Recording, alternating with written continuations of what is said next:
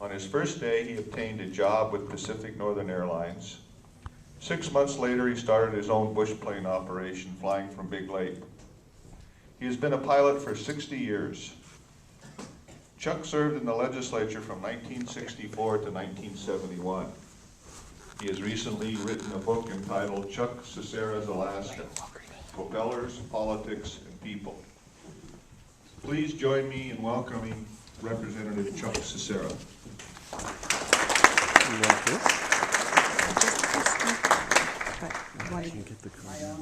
You're on. But this is a video, which is recording. It won't go any higher. It's 2 hours. You can just take it out of Flip it out. I don't want to hold it. Pull it out of the stand. Oh, okay. I'll just put it over here and let it record then. Sure. One. We'd have to. Oh, there we go. It goes into the computer like Does that work? Okay, so we have to hand it to. I'm used to working on my feet. You know what I mean? Sure. that. Or I could Speaking on my feet. upload it in sections, I guess. Anyway, I'm very happy to be here this morning. I'm glad that there's a good-sized audience. I like bigger the better as far as I'm concerned. And it's been fun to come here because I ran into Gary Holthouse. I didn't know where he's been hiding, but I haven't seen him for about 40, 45, maybe 50 years. But anyway, it was great to see him again. And one other gentleman, I can't remember your name, but you used to work in the legislature. Where's your? Was that? Oh yeah, that one. He looked like a kid then. I think he was like 12 years old when he was working in the legislature. And I was living with a group of guys in what was called the Boar's Nest, for lack of anything, any other name. And it was consisted of a group of guys from Valdez, Cordova, and Anchorage. And it was Bob Dittman from Valdez, and Horrible Harold Hansen from Cordova, and Bill Moran from Anchorage, and myself and Nick Begich. And it was quite a group.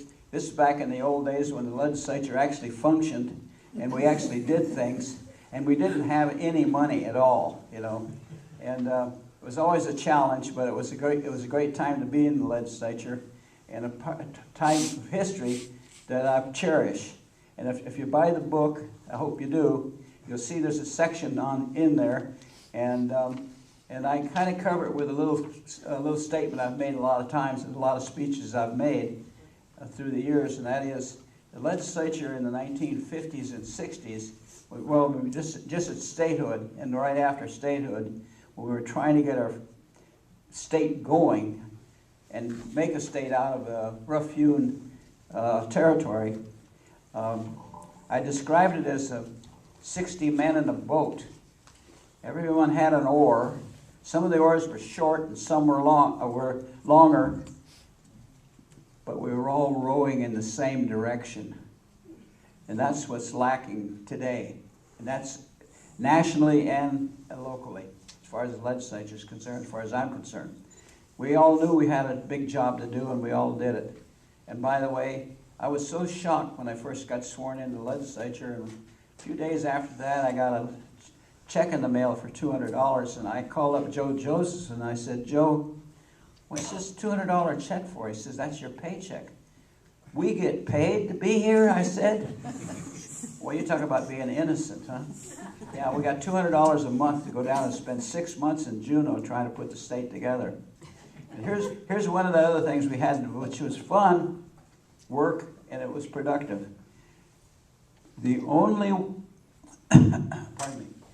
way we could get anything done, like building a bridge, or building a school, or building anything, an office building, airport, anything, was to pass general obligation bonds. We had to get them passed. I mean, everybody in the state had a chance to vote on it.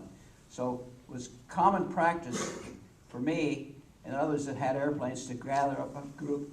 I used to grab Ted Stevens, who had gone to UCLA with me, and we were buddies already then when we both got elected in '64. And I said, "Come on, Ted." He said, "Where are we going?" I said, "Let's go to Juneau." No, let's go to Nome. So we flew to Nome. We went into the Board of Trade or wherever they met then, and went in there and explained to those people in the Nome why they had to vote for bond issues to build ferry boats in Southeast. Then we got in a plane. One time I took Brad Phillips, who was a world-class white-knuckle passenger. You know, if he'd been Catholic, he would have worn out several sets of rosaries on the way down there. And we flew down into Sitka, fighting weather, and wiggling our way in to get in there.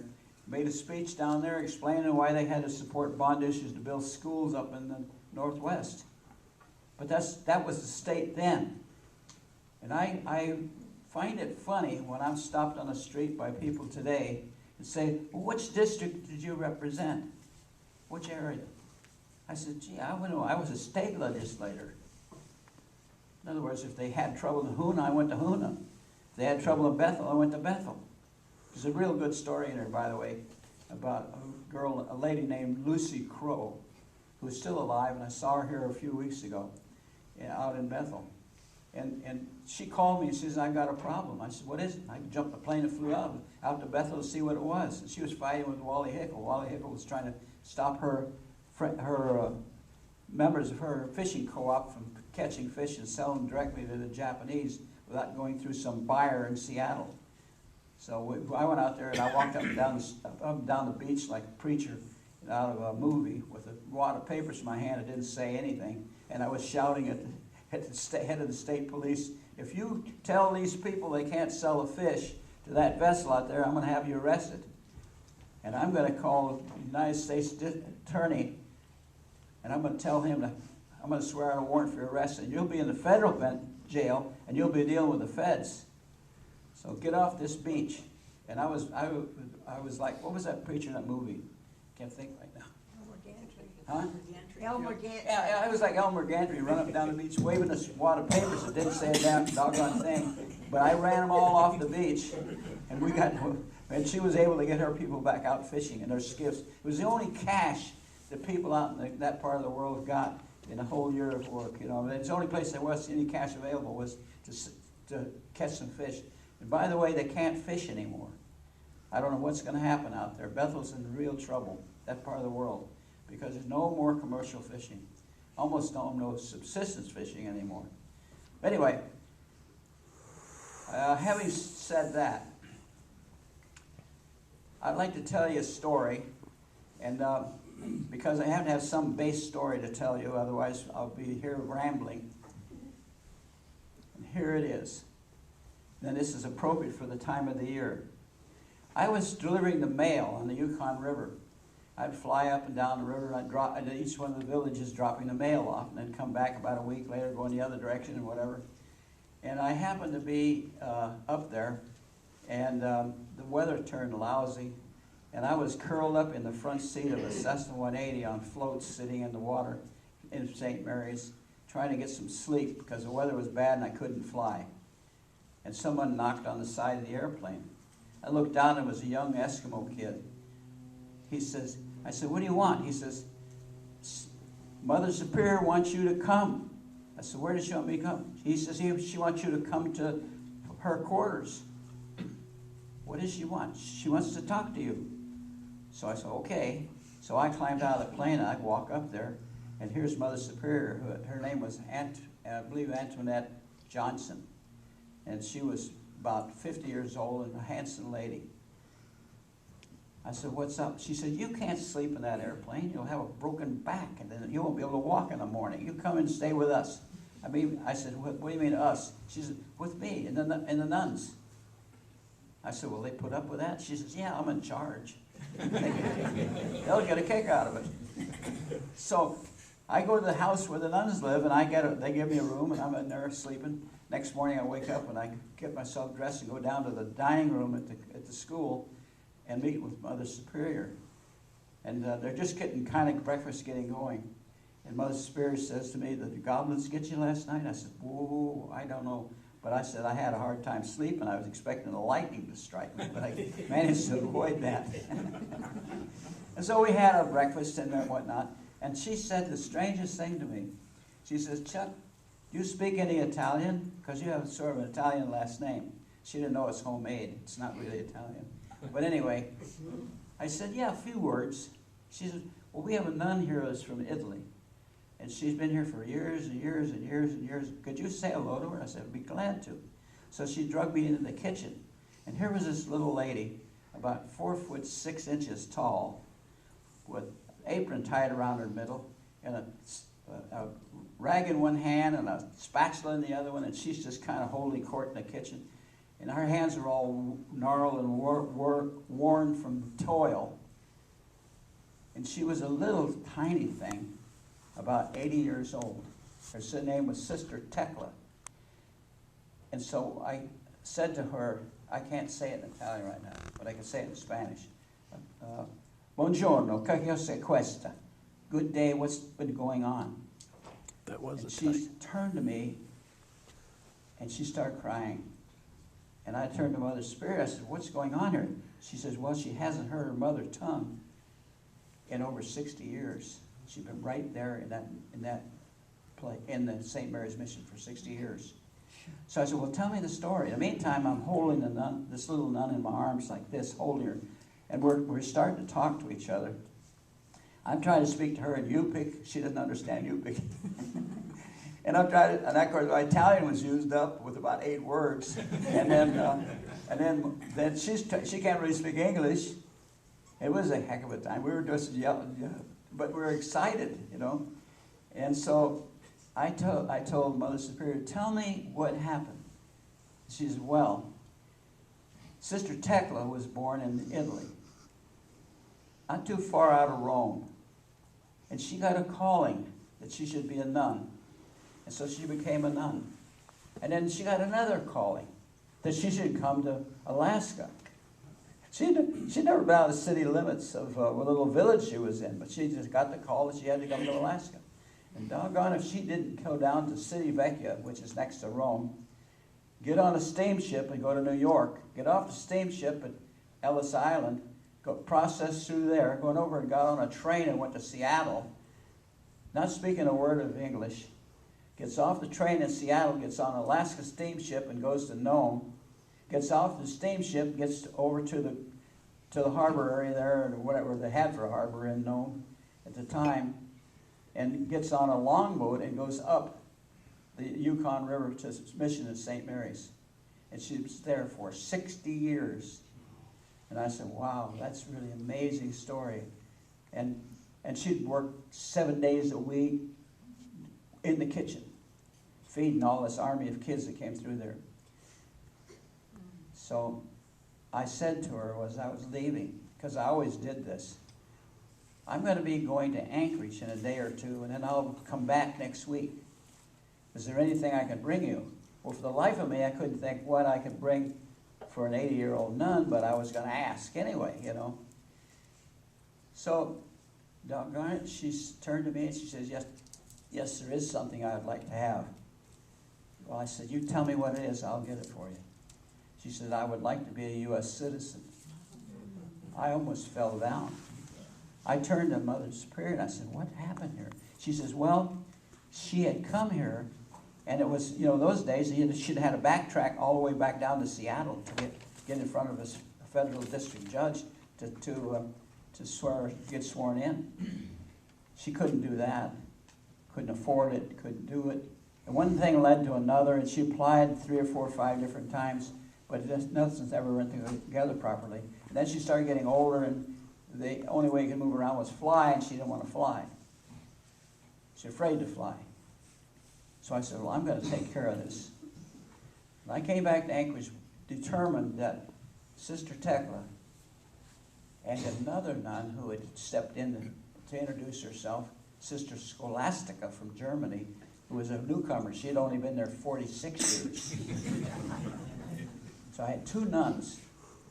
I came back into Anchorage, and I got on the phone. And some of you people, and I know that John would know, Ray Plummer was a judge in those days.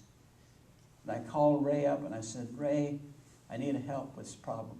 He said, what is it? I said, I have 2 nuns out in St. Mary's that want to become U.S. citizens, and they can't travel, they won't travel, they're older, they're afraid of airplanes, and they can't travel.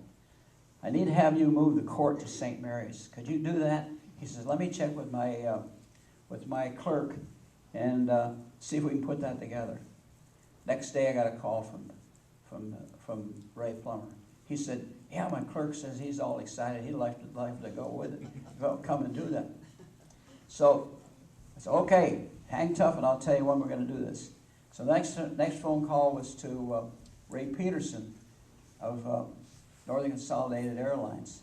And I said, Ray, I need help with something. He said, anything but cash. I said, well, I don't have any.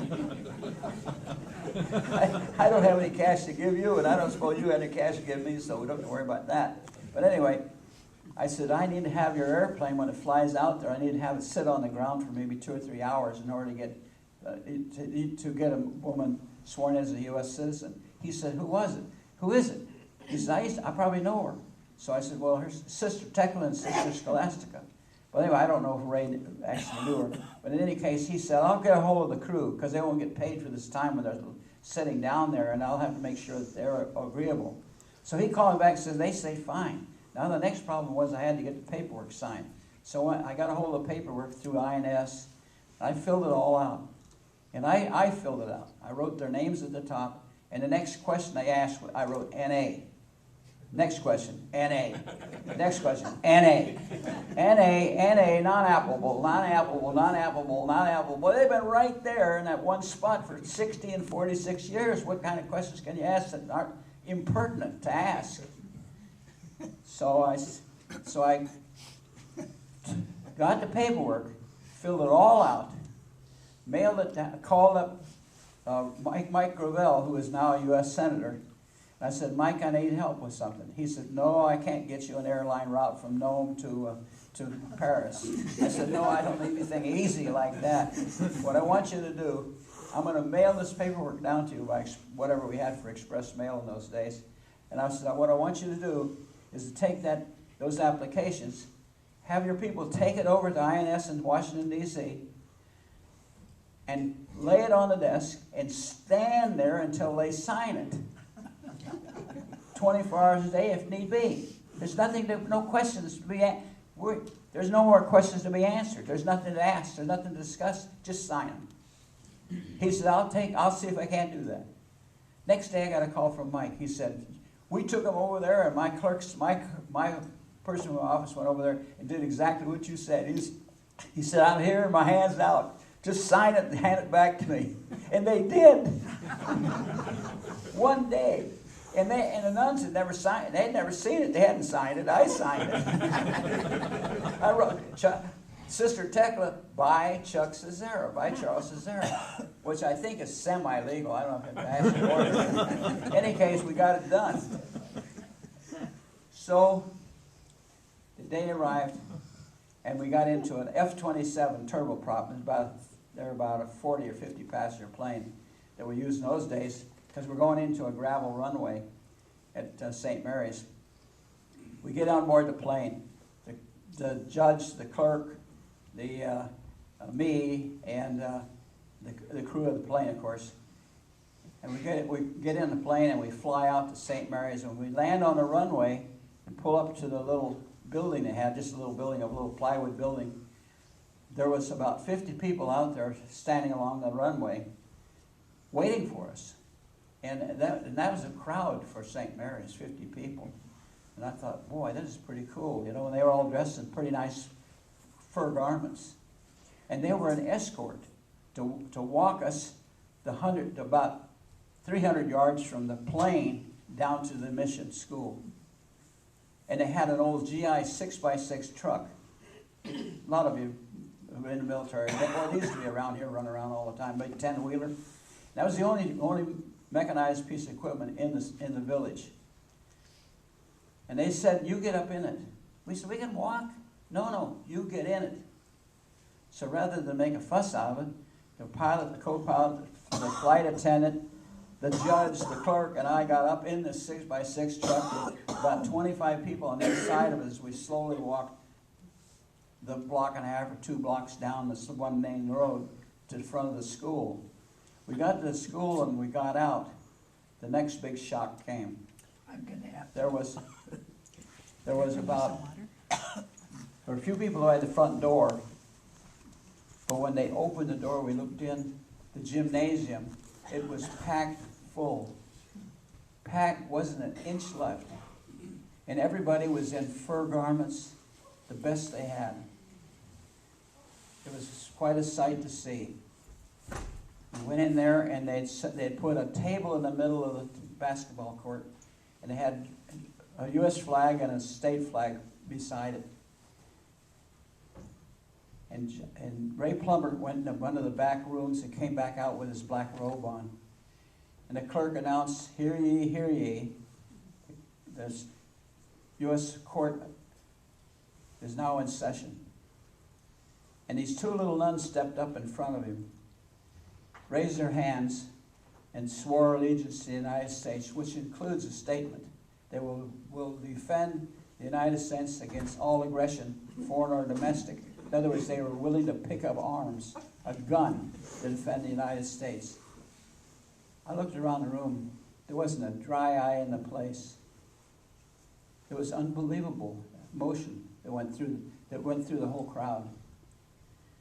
By the way, many of them had walked as much as 100 miles to get there, because in those days nobody had snow machines yet, and the only way to get around was a dog team or walk in the wintertime, or fly. And most of them didn't have the money to fly.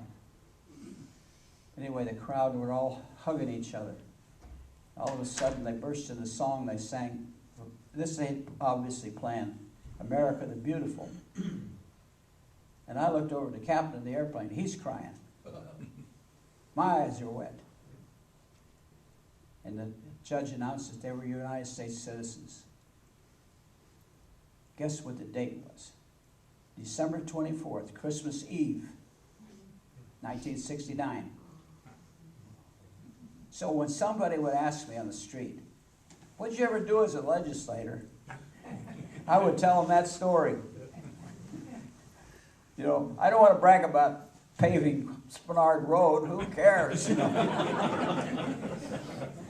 But anyway, that's I think it's in my book, and I'm very proud of that particular thing that I did, and I'm very proud of that story. And those it all worked out, you know. And anyway, if you have any questions, you can stop right